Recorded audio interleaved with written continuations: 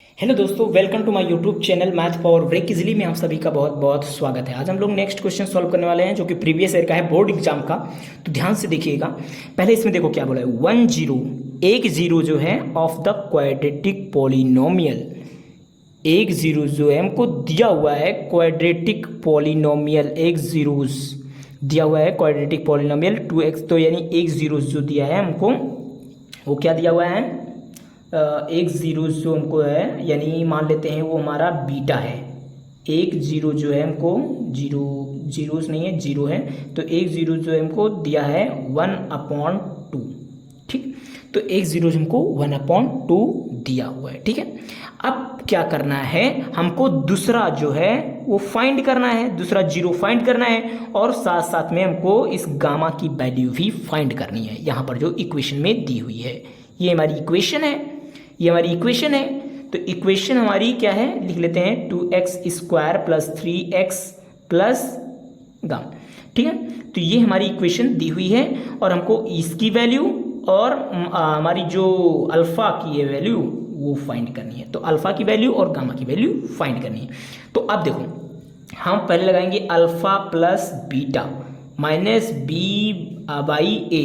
तो alpha plus beta, तो alpha यानी बीटा की वैल्यू हमको दी है, तो अल्फा/2 मतलब बीटा की जगह पे 1/2 रख देंगे। और यहाँ पर b/a यानी b की वैल्यू 3 दी है, a की वैल्यू 3, यानी हमारी आ जाएगी -3/2, क्योंकि यहाँ पर प्लस का निशान लगा है। तो यहाँ पर ऐसे 3 यानी हमारा प्लस में आएगा, लेकिन यहाँ पर माइनस तो लगा है तो यहाँ पर माइनस लग जाएगा। और यहाँ पर a की वैल्यू क्या दी है, 2 दी है, तो 2 लिख लेंगे। ठीक है, अब क्या करेंगे, ये बात ध्यान से देखो, अल्फा इक्वल टू -3/2 -1/2।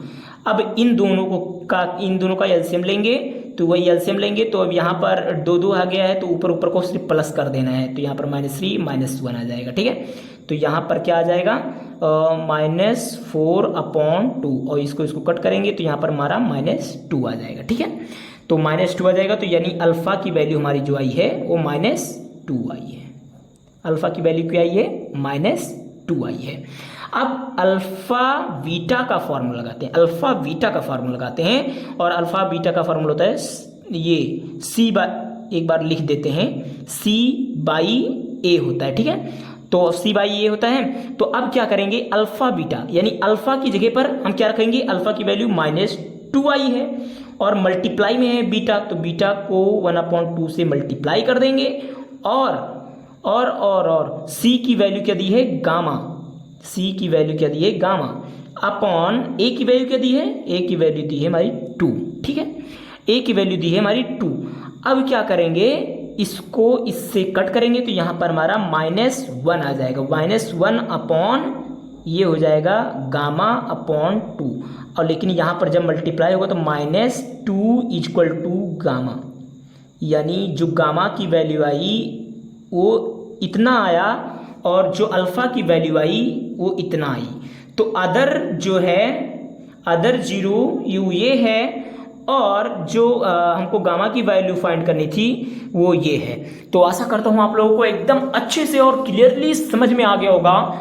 तो अगर समझ में आया है और वीडियो पसंद आया है तो लाइक करना ना भूलें, ताकि मेहनत जो है वो सफल रहे हमारी, और हमको पता चले कि हाँ आप लोगों को अच्छे से समझ में आ गया है। तो मिलेंगे नेक्स्ट वीडियो में, तब तक के लिए bye bye, thanks for watching this video, और मिलते हैं बाद में।